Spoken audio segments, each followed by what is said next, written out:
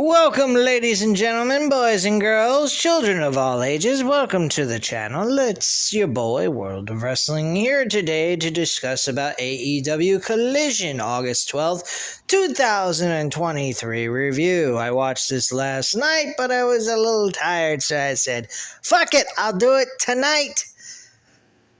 Today, whatever which way you want to look at it.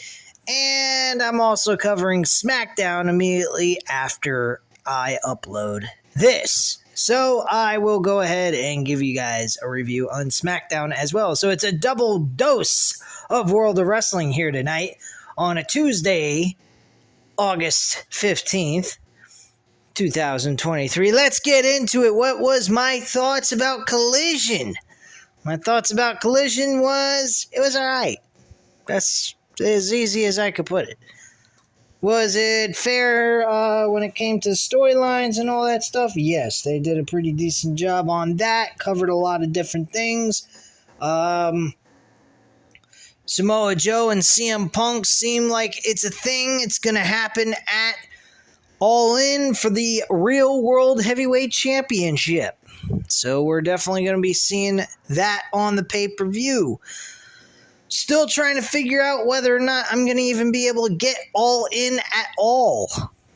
I'm a little concerned about that, but I may squeeze it into the budget, my finances, whatever way you want to look at it, and still get the fucking pay-per-view because it's a fucking huge, huge deal being performed in front of 80,000 fucking London, England crazy lunatic fans.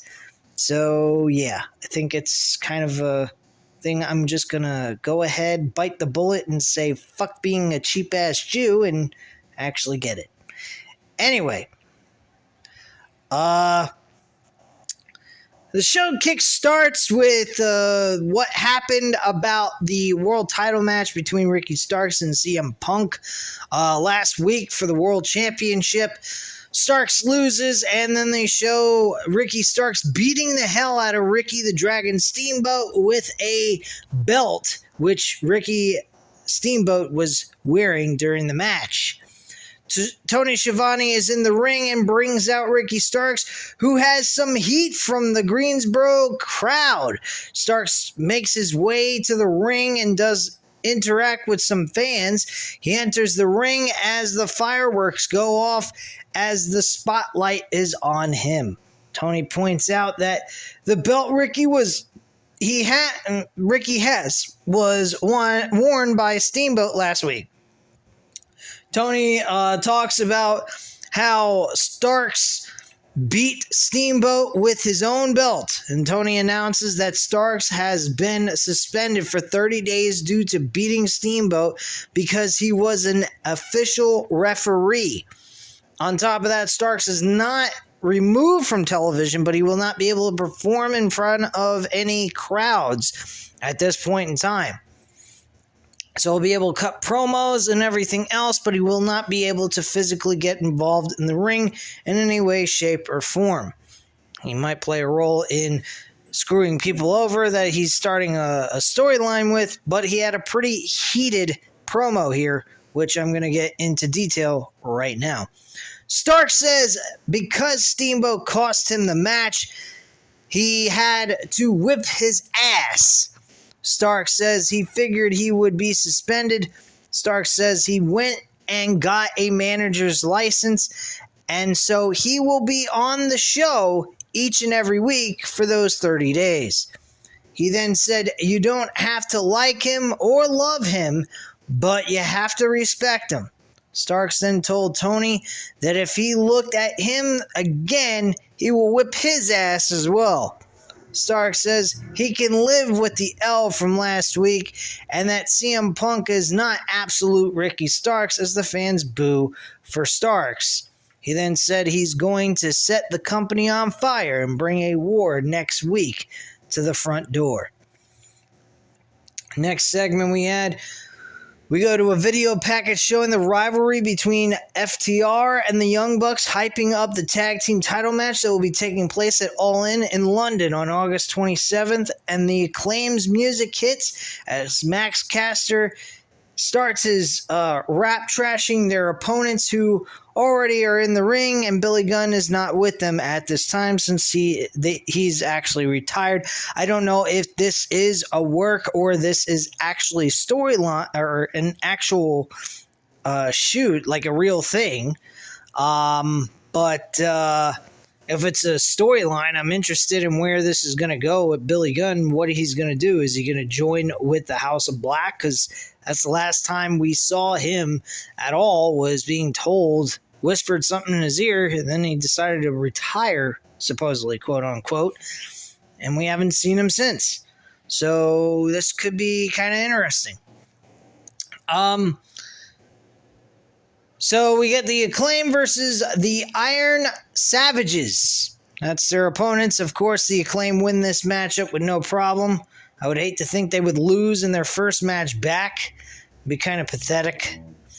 So after the match is over, Max Caster has the mic and says the best two-man team in the sport has returned. Max then says the Wednesday on Dynamite, they are wrestling again as well, so they're going to go to both shows. That's pretty good. Max has Billy's boots and holds them up and says they can't be stopped to get the top of the tag team division. Anthony then says, last week they got to say goodbye, but the fans didn't. Anthony tells Greensboro to put up a scissor for Billy to show how much they love Billy Gunn and that the fans and the Acclaimed love Billy Gunn. The Acclaim interacted with the fans as they left for the back. We go backstage with Lexi Nair introducing the Bullet Club Gold. Juice says, there is no one hotter than a Bullet Club Gold. Jay White then says, this is the most elite version of the Bullet Club ever. Yeah, doubt that. Think it was more elite when they had guys like, I don't know, Finn Balor, AJ Styles, Kenny Omega. I mean, they were pretty fucking elite then. Bullet Club with Jay White was pretty good, but as time went on, it kind of fell flat. Anyway, Jay then says, there is a team of brothers that call themselves the Best Brother Tag Team. The Guns then say that they are the best, and on Wednesday, not to bring super kicks to a gunfight. So the Gun Club are going up against the Young Bucks. This should be a very good matchup. I'm pretty excited to see this match on Dynamite. Very good televised matchup. Hopefully, I think maybe it should be the main event, possibly. I don't know what the rest of the card is, though, on Dynamite for this tomorrow. Anyway, as we come back from commercial break, we go to a video package with Adam Cole, Bye-Bye, and the world champion MJF, and the history as a tag team, and along with the bond they now have, which is leading up to the title match at All In. Out comes Willow Nightingale to somewhat of a good ovation. TBS Women's Champion Chris Statlander's out next, a much bigger ovation as well, and DeMonte and Mercedes Martinez is out there next together. It was noted on commentary that DeMonte and Mercedes came out together. Okay, fantastic. Chris Statlander and Willow Nightingale teamed together against DeMonte and Mercedes Martinez, and Chris Statlander and DeMonte and Mercedes Martinez actually walk away with the victory, and how they did it.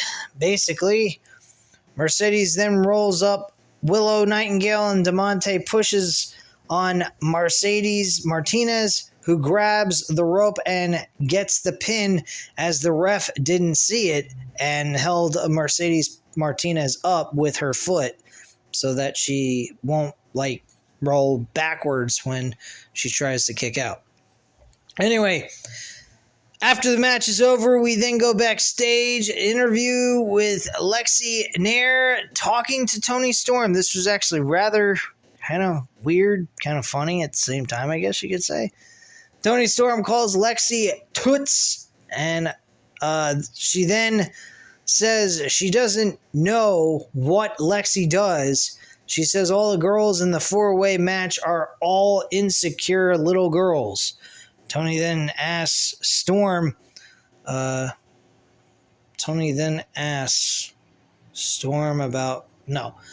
Lexi asks Storm about losing to Hikaru Shida and tells her she is going to get security and then shut her up as she walks off. And then to shut up as she walks off.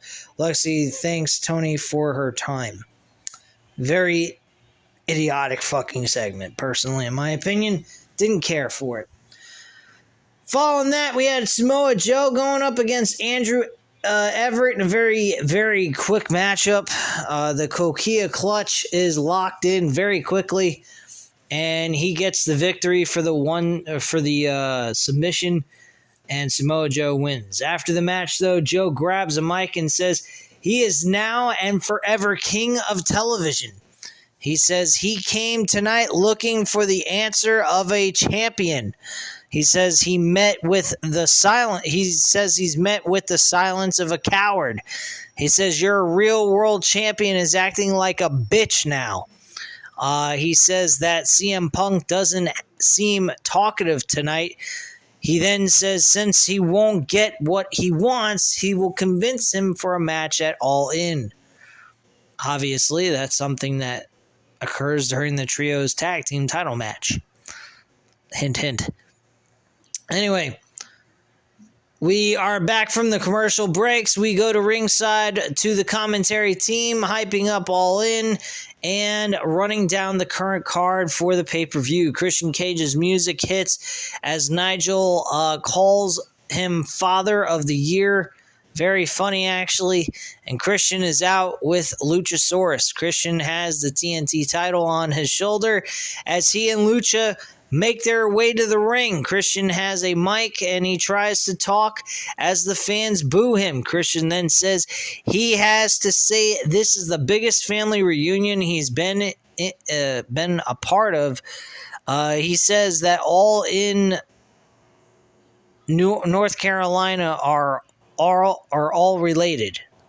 Okay, so he says they're all a bunch of inbreds. Nice. Anyway. He asks the fans to put down their hot dogs. He says there are second best to come out of North Carolina. LeBron James is better than Michael Jordan. Yeah, right. And you're smoking crack, Christian. Get the fuck out of here. He then says that as far as pro wrestling, he's far more superior to Ric Flair, and the fans begin to boo even louder. Begin to woo loudly. He then says, as the TNT champion, we demand respect. Very, very weird commentary by Christian, this promo, by the way. I was really kind of like, what the fuck? He says the fans in the arena and the wrestlers that are in the back wish they were him. Christian then says, as of late, he feels disrespected by Darby Allin. He tells Darby that as long as he's the TNT champion, TNT title's in his hands, Darby will never have it again. Christian asks Darby if he wants to be a hero so bad, then come after it. Arn Anderson, with his son Brock, interrupts Christian as says it's enough. Very funny that Arn Anderson comes out during this promo because when Wardlow was the TNT champion, he was the guy backing him up. And then Luchasaurus beat him for the title, and Christian claimed it as his own world championship, which I found to be absolutely ironic and funny.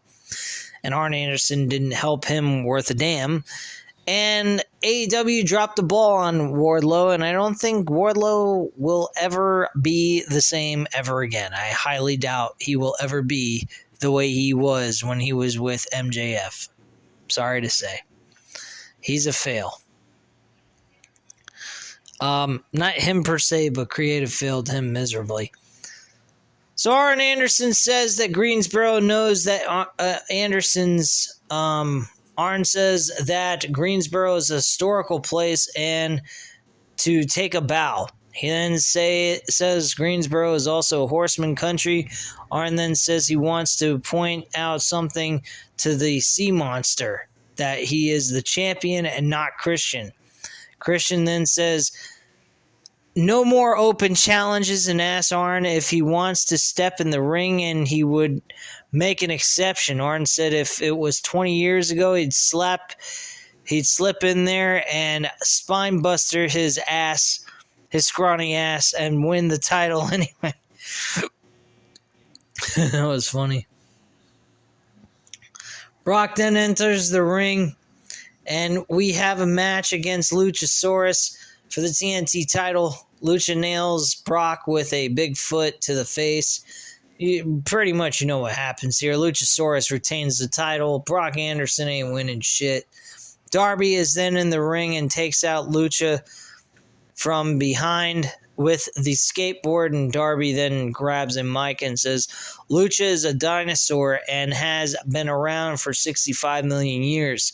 He then asks Lucha if he has ever had a skateboard up his ass.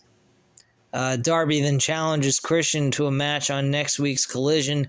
Christian accepts and calls Darby a son of a bitch. Darby tells Lucha at All In he will be the face of TNT once again. I think All Out is what they were referring to, not All In. Tony Schiavone is next in the ring and introduces Powerhouse Hobbs. This was actually a nice little storyline that they're creating between Powerhouse Hobbs and Miro, the Redeemer. He has a book in his hand, which is the Books of Hobbs. And Tony brings up last week's show with QT offering gifts, but Hobbs walked out. He then says that an opportunity presented itself, Chicago All Out. He says that there is always someone distracting him.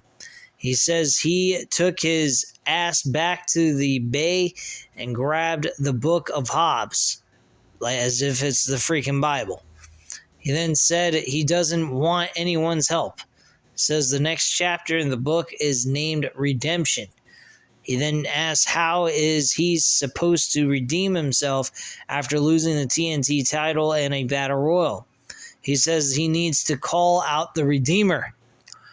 Hobbs calls out Miro, and Miro's music hits. Miro walks out. As his pyro goes off, Miro is then attacked from behind by Aaron Solo and Nick Camarado, and Hobbs looks on as Miro is in the ring and is dropped by Aaron and Nick. As Miro gets up, Hobbs picks up Miro and drops him with a huge spine buster, drops the Book of Hobbs on Miro, and walks out of the ring. Miro begins to recover and has an angry look on his face. The commentary team then runs down the current card of Dynamite and then next week's Collision as they promote the Fight for the Fallen theme. They remind us that all the proceeds go to the Mau Food Bank for families affected by the wildfires. Commentary team then runs down the card for All In as well. We get Jim Ross at commentary booth, and then we have our main event for the World Heavyweight or the Trios Tag Team titles. The House of Black defending it against CMFTR, which is CM Punk, Dax Hardwood, and Cash Wheeler. And they end up losing this match. House of Black retain the Trios Tag Team titles. Samoa Joe comes out of nowhere in the crowd at one point when CM Punk was in the crowd fighting off one of his challengers. And he gets rear naked choked by Samoa Joe. Couldn't help out his team. and the House of Black end up winning and retaining their tag team titles, and that's how the show goes off the air. Personally, I thought this was a very solid, entertaining Saturday night show. I don't think there was anything too insane. I think Dynamite was actually better last week than Collision this past Saturday. I think Dynamite was a really good show last Wednesday. Hopefully they have another good show tomorrow. Hopefully that turns out to be a really good show. But overall, I think Collision was a, subpar, decent, fun little show to sit through for 2 hours and get entertained. And that was pretty much all I have to really say about it. I mean, there's nothing really special about Collision this past week, but it was a fairly decent show regardless of whether or not it was super explosive of entertainment involved, but they did a very solid job on the entire show in a nutshell. So at this time, guys, you know what to do. Hit the like button if you like the video. Hit the subscribe button if you're not already subscribed to the channel. Leave a comment down below. I'll definitely get back to you on that, and I'll be right back with a review on WWE SmackDown from this past Friday and go over that with you guys as well, because it was actually rather pretty fucking good. At least the ending of the show was pretty damn good. Anyway, guys, I'll speak to you in a little bit and catch you on the flip side. Bye.